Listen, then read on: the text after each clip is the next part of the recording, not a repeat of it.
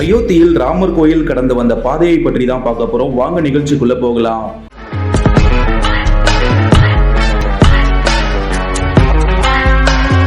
1528ஆம் ஆண்டு அயோத்தியில் முதலாக முகாலய மன்னர் பாபர் மசூதியை கட்டியுள்ளார். கிட்டத்தட்ட 400 வருடம் கழித்து 1949இல் பாபர் கட்டிய மசூதியில் மர்மமான முறையில் ராமர் சீதையோட சிலை அறியப்பட்டதாக தகவல் வெளியிடப்பட்டது. 10 வருடம் கழித்து 1959இல் சர்ச்சைக்குரிய இடத்தில் வழிபாடு நடத்த உரிமை கோரி இந்து அமைப்புகள் நீதிமன்றத்தில் வழக்கு பதிவிடப்பட்டது.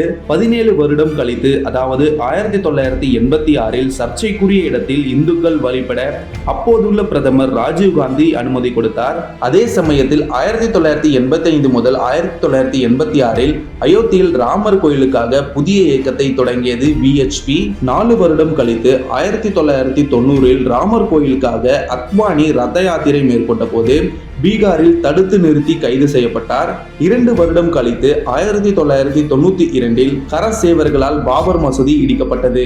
7 வருடம் கழித்து 1999இல் மசூதியின் கீழ்ப்பகுதியில் கோயில் இருந்ததாக தொல்லியல் துறை அறிக்கை கூறியது. 11 வருடம் கழித்து 2010இல் மசூதி இடிக்கப்பட்ட இடத்தில் வக்ஃப் வாரியம், நீர்மோகி ஆகாரா மற்றும் ராம்லல்லா அமைப்புகளுக்கு பிரித்து அளிக்க அலகாபாத் உயர்நீதிமன்றம் தீர்ப்பு வழங்கியது.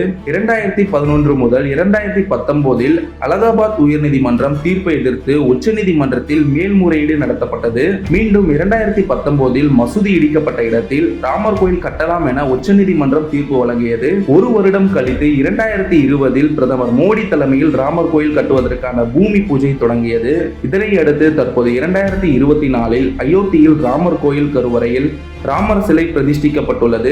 கோலாகலமாக திறக்கப்பட்டது அயோத்தியில் ராமர் கோயில். இந்த வீடியோ உங்களுக்கு பிடிச்சிருந்ததுன்னா மறக்காம லைக் பண்ணுங்க, கமெண்ட் பண்ணுங்க, ஷேர் பண்ணுங்க, முக்கியமா சப்ஸ்கிரைப் பண்ணுங்க.